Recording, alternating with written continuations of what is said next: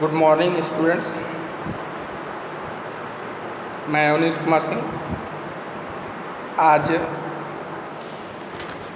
आप लोगों के फिर सामने कक्षा 12 का सेकेंड चैप्टर आलोक धनवा रचित पतंग लेकर के उपस्थित हुआ हूँ।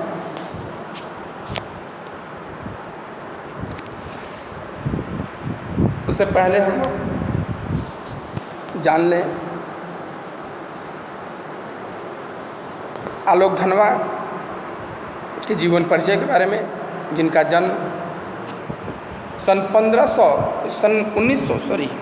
1948 ईस्वी में बिहार के मुंगेर जिला में हुआ था।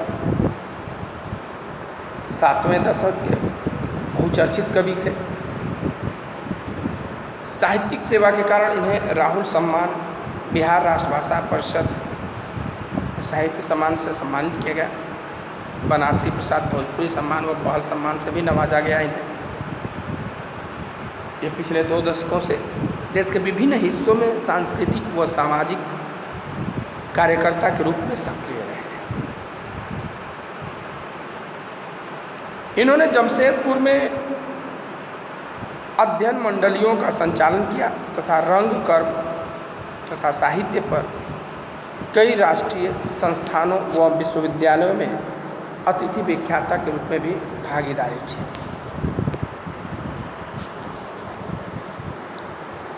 इनकी पहली कविता जनता का आदमी सन 1972 में प्रकाशित हुई। इसके बाद भागी हुई लड़कियां, ब्रूनो की बेटियां कविताओं से इन्हें प्रसिद्धि मिली। इनकी कविता का एकमात्र संग्रह है सन 1998 में दुनिया रोज बनती है शीर्षक से प्रकाशित हुआ है। इस संग्रह में व्यक्तिगत भावनाओं के साथ सामाजिक भावनाएं भी मिलती हैं। जिस प्रकार से कि जहाँ नदियाँ समुद्र से मिलती हैं वहाँ मेरा क्या है, जहाँ नदियाँ समुद्र से मिलती हैं वहाँ मेरा क्या है, मैं नहीं जानता लेकिन एक दिन जाना है उधर। अर्थात कहने का मतलब कि जब नदी समुद्र में मिलती है, अरे इसका क्या है, उस नदी काम है, मेरा काम क्या है। लेकिन ये नहीं पता है कि सबको अंत में वहीं जाना है, वहीं सिखाई में जाना है।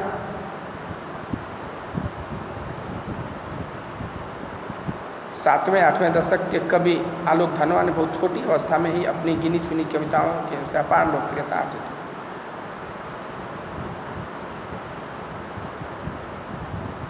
इनकी कविताएं गंभीर विषयों पर काव्य प्रेमियों को ज़बानी याद रही। आलोचकों का मानना है कि उनकी कविताओं ने हिंदी कवियों और कविताओं को कितना प्रभावित किया, इसका मूल्यांकन अभी ठीक से हुआ नहीं।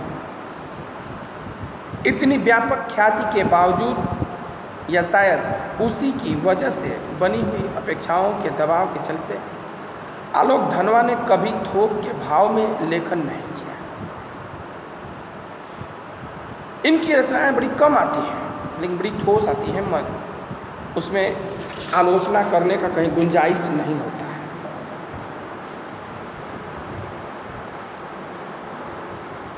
जैसे फिल्म बनाते हैं तो कुछ हीरो हर महीने एक फिल्म उनकी आती है, कुछ की साल में 2 साल में एक आती है, और आती है तो ज़बरदस्त सुपरहिट होकर के जाती है। और जिनकी हर महीने आती है पता नहीं चलता कब आया कब गया। इस प्रकार से इनकी भी रचनाएं आती कम है लेकिन जो आती हैं वो ज़बरदस्त आती हैं।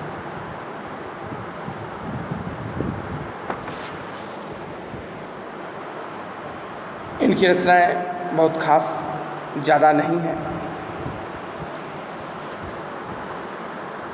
यहाँ पर इन्होंने जो कविता लिखा है उनके काम में भारतीय संस्कृति का चित्र, वे बाल मनोविज्ञान को भी अच्छी तरह समझते हैं।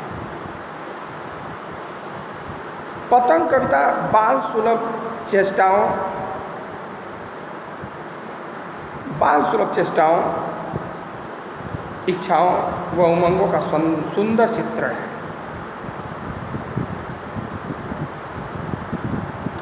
इनकी भाषा शुद्ध साहित्यिक खड़ी बोली का प्रयोग किया है। वे बिंबों का सुंदर प्रयोग करते हैं। इनकी भाषा सहज व सरल है। अलंकारों का सुंदर व कुशलता से प्रयोग किया गया है।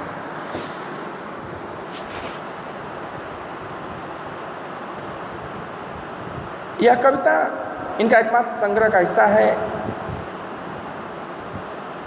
यह एक लंबी कविता है जिसके तीसरे भाग को पाठ्यपुस्तक में शामिल किया गया है।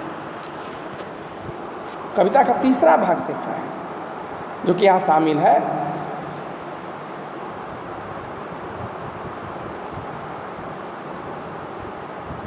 इसमें इस कविता में बाल सुलभ इच्छाओं व उमंगों का सुंदर चित्रण किया गया है कि किस प्रकार से बच्चे खेलते कूदते, उन्हें डर भय का भी चिंता नहीं होता है, सर्दी बारिश धूप इत्यादि का भी परवाह नहीं होता है।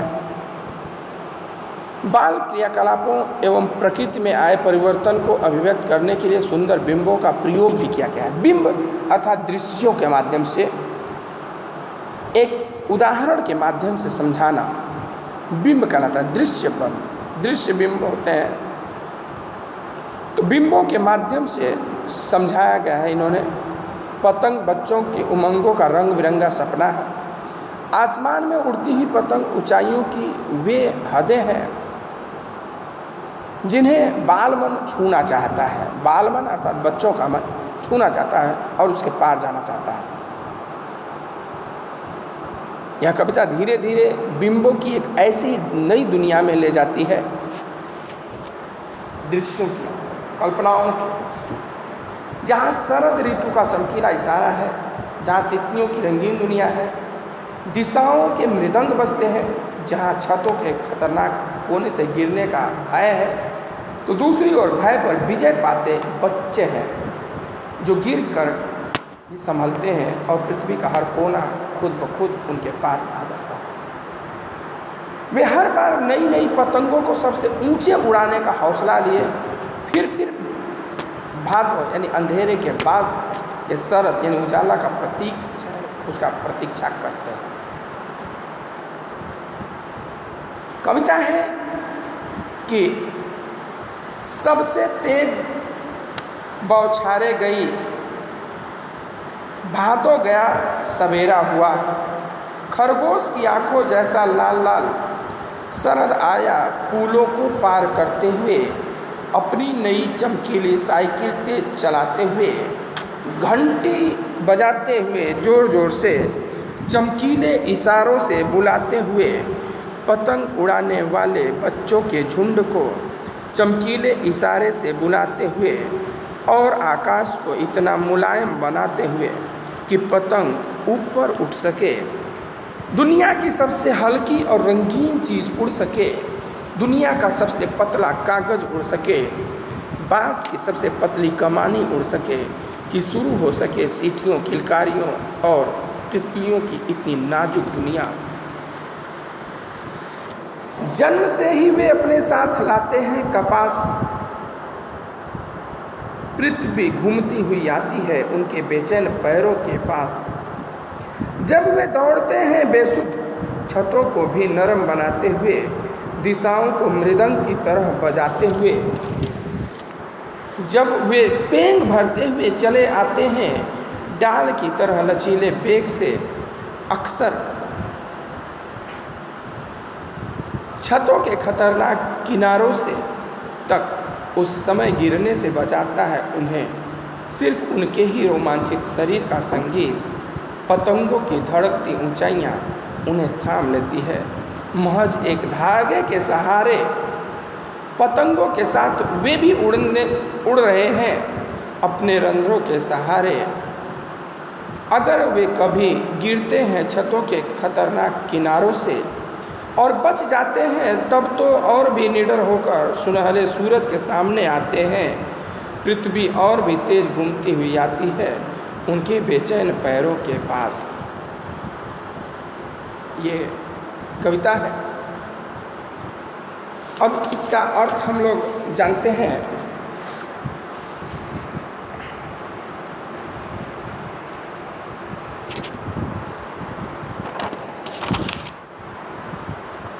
यहाँ पर कवि ने कहा कि सबसे तेज बौछारे गए, भादो गया सवेरा हुआ। भादो यानी बारिश का, सबसे तेज बारिश का आखिरी महीना होता है, और उस महीने का अंधेरा पूरा विख्यात है, भादों की अंधेरा।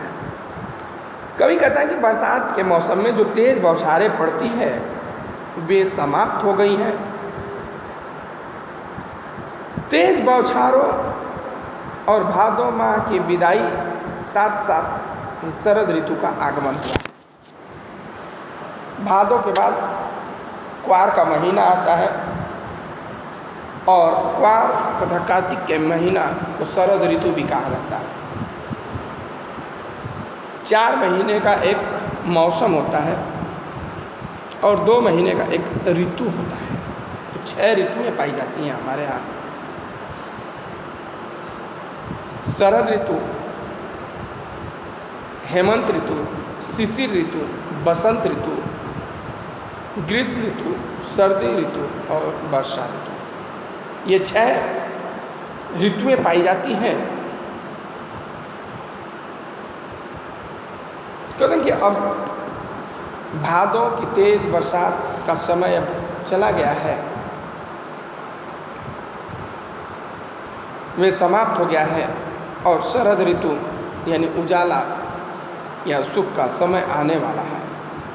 जो दुख का समय था वो बीत गया है, अब शरद का प्रकाश फैल गया है। इस समय सवेरे उगने वाले सूरज में खरगोश की आँखों जैसी लालिमा होती है। खरगोश का आँख लाल होता है, अगर आप देखे होंगे तो देखिए उसकी आँखें लाल होती हैं, दूर से ही पहचान में आती है। यहाँ देखिए बिंबात्मक शैली, बिंबों का प्रयोग किया गया है। हर एक बात को एक उदाहरण के माध्यम से कवि ने समझाया है। एक वहाँ पे बिंब रखा है, एक प्रतीक रखा है। बिंब यानी प्रतीक।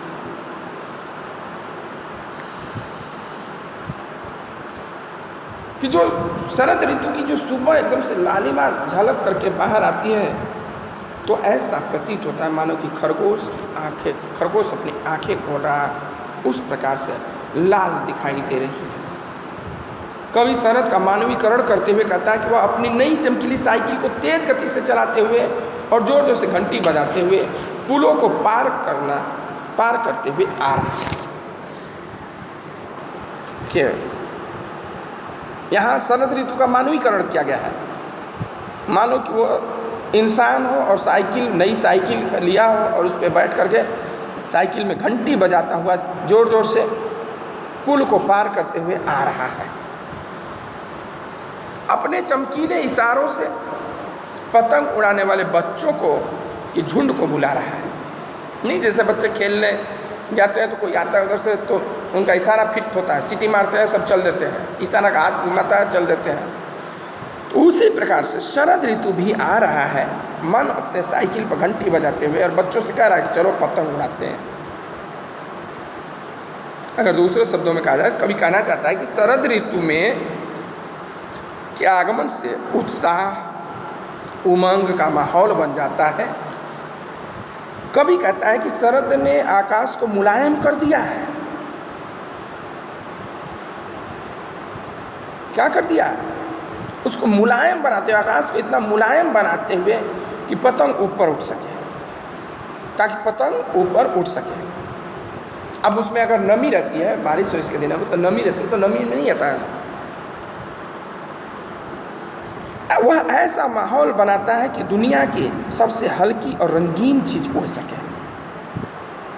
कभी ऐसा माहौल पतंग उड़ाने के लिए बना रहा है। मौसम साफ हो, हल्की हल्की हवा चलती रहे, बच्चों का झुंड हो, मैदान हो, ये सब चीज़ें वो उपलब्ध करा रहा है।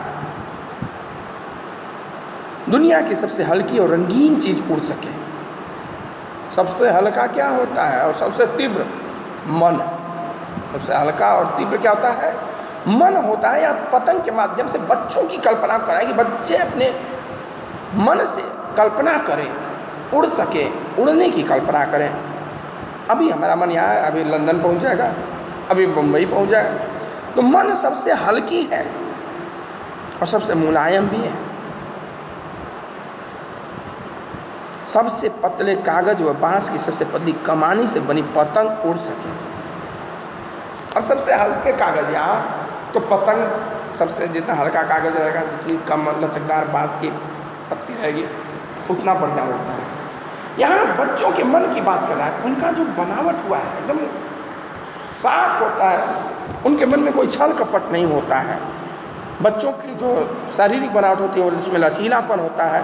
हम लोगों का जैसे अब शरीर हो गया है वो काफ़ी हार्ड हो गया है, इसको हम नहीं अब मोड़ सकते, घुमा सकते हैं, लेकिन बच्चे अपने शरीर को जैसे चाहें वैसे घुमा सकते हैं, मोड़ सकते हैं।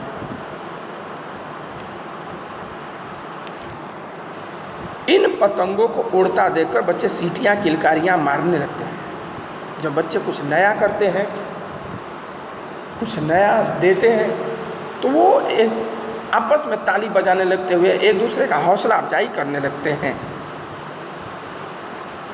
बच्चे भी तितलियों की भांति कोमल व नाजुक होते हैं। वे क्या होते हैं? तितलियों की भांति कोमल व नाजुक होते हैं। जिस प्रकार तितली रंगीन मनमोहक होती है, लेकिन बड़ी कोमल नाजुक होती है, अगर उसको ज़रा सा भी छुए तो बेचारी जान जोखिम में हो जाती है उसकी दुनिया। इतनी नाजुक दुनिया जितनी तितलियों की है, वैसा ही वो दुनिया बच्चों की भी चाहता है। ये था पहला काव्य। अब इसका जो काव्य सौंदर्य है, बिंबात्मक शैली में शरद ऋतु का प्रयोग किया गया है, मानवीकरण अलंकार का प्रयोग हुआ है। बच्चों के सुलभ चेष्टाओं का अनूठा वर्णन है कि बच्चे क्या सोचते हैं, कैसा चाहते हैं। उपमा अलंकार, खरगोश की आंखों जैसा लाल, ये क्या है? उपमा अलंकार। खरगोश की आंखों जैसा लाल, इसमें उपमा अलंकार है। अनुप्रास अलंकार भी है। जोर जोर से बुलाते हुए पुनरुक्ति प्रकाश अलंकार है। इत्यादि अलंकारों का अनूठा प्रयोग हुआ है। खड़ी बोली में सहज अभिव्यक्ति है। लक्षणा शब्द शक्ति का प्रयोग है। मिश्रित शब्दावली है। लक्षणा शब्द शक्ति 3 प्रकार की होती है: अभिधा, लक्षणा और व्यंजना। अभिधा शब्द शक्ति यानी कि कोई बात सिंपल तरीके से कहा जाए, वह मोटा लड़का है। लक्षणा में उसी को कहा जाए कि वह हाथी जैसा मोटा है, वह हाथी जैसा मोटा है। और व्यंजना में वह हाथी है कह दिया जाता है। तो अब हाथी है मतलब कि मोटा है, कि हाथी जैसा काला है, कि हाथी जैसा ताकतवर है। व्यंजना शब्द शक्ति में आप उसको अपने तर्क के हिसाब से अर्थ निकालने के लिए स्वतंत्र हो। ये 3 शब्द शक्ति होती हैं और उनका प्रयोग काव्य में किया जाता है। तो आज के लिए इतना ही, शेष कल बताएंगे नेक्स्ट वीडियो में। इस चैप्टर को लिख करके इसमें होमवर्क है, आप इसका एक्सप्लेनेशन संदर्भ सहित और काव्य सौंदर्य भी करके ले आएंगे। धन्यवाद।